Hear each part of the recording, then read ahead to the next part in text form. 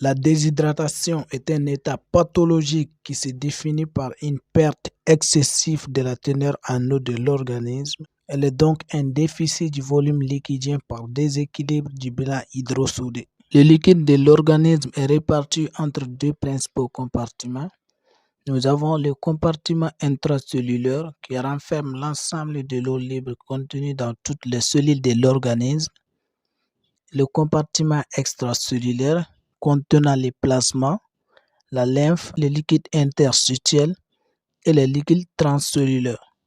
Pour que cette répartition hydrique reste équilibrée, les entrées et les sorties d'eau dans l'organisme doivent être égales. Cette équilibration est essentiellement modulée par l'hormone antidiurétique sécrétée par l'hypothalamus et libérée par l'hypophyse. L'entrée d'eau est régulée par la soif.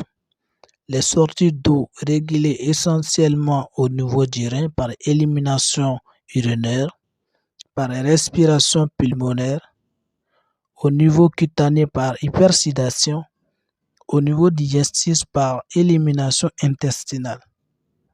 Le bilan du sodium doit lui aussi être nul. Les entrées de sodium se font par apport alimentaire et par adjonction de sel. Les sorties par urine, par les sueurs à l'exercice ou en ambiance chaude. La déshydratation survient lorsque les pertes d'eau surpassent les entrées. Les causes sont diverses.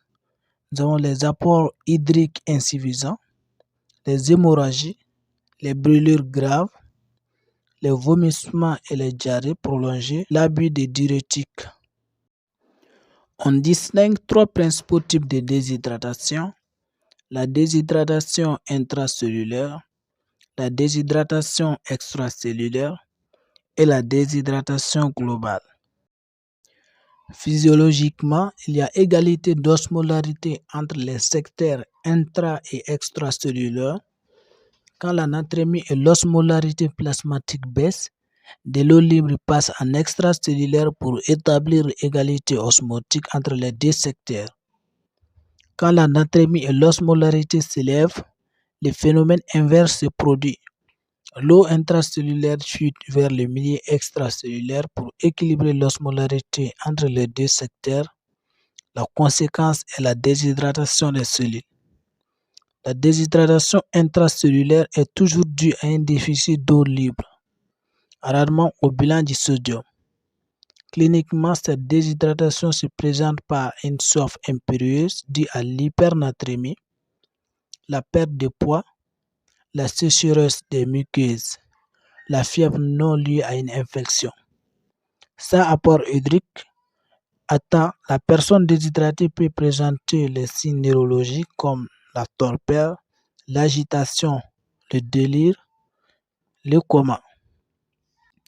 La déshydratation extracellulaire est une manifestation d'une diminution du capital sodé. La survenue d'une déshydratation extracellulaire nécessite des sorties de sodium supérieures aux entrées. La carence d'apport sodé ne peut pas isolément entraîner une déshydratation extracellulaire.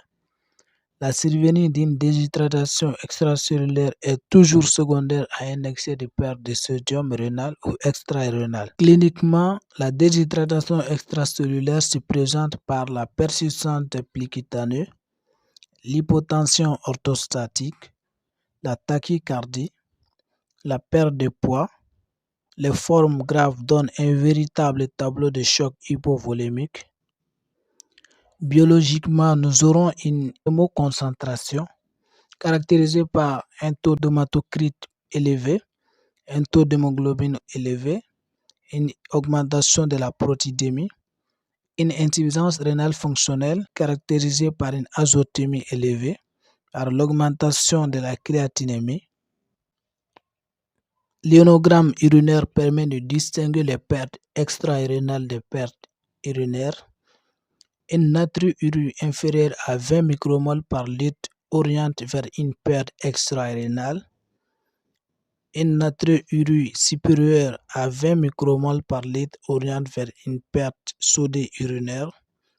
Les causes extra-rénales sont les pertes digestives, la diarrhée par les vomissements, les pertes cutanées, par des brûlures ou par hypersidation.